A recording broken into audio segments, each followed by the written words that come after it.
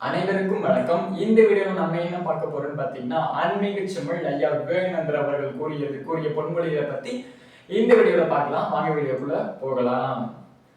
தமிழர்கள் தங்கள் மொழியை ஒரு மொழியாக கருதவில்லை என அன்பு சொந்தங்களை, தமிழர்கள் தங்கள் மொழியை உயிரென போக்கிறார்கள். தமிழுக்கு அமுதென்று பேர். அந்த தமிழ் இன்பத்தமிழ் எங்கள் உயிர். வந்து பசித்திரு தனித்திரு விழித்திரு.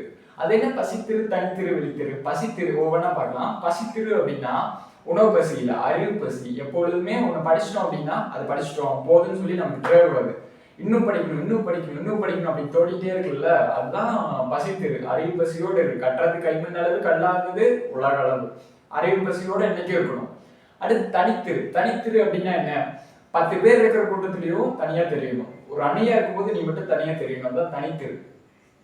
பிறர் போற பாதையில செல்லாம தனக்குன்னு ஒரு பாதையை உருவாக்கி போகணும்.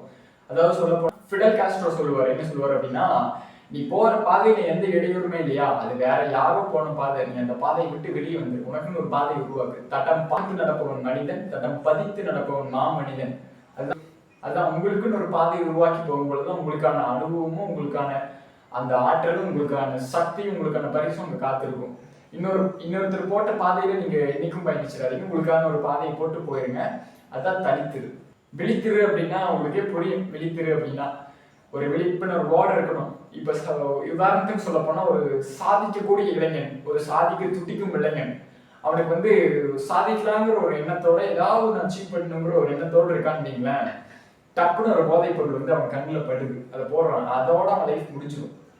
அதை எப்பவுமே விழிப்புணர்வோட இருக்கணும். இது நமக்கு தவறு, இது நமக்கு சரி அப்படின்னு சொல்லி சரியா விழிப்புணர்வோட அதை எடுத்துக்கிட்டான்னா அவன் கண்டிப்பா அவனோட இலக்கு அடைஞ்சே தீருவான். அதுதான் விழித்திரு. சிறு தனித்திரு விழித்திரு மூணை சேர்த்துருங்களேன்.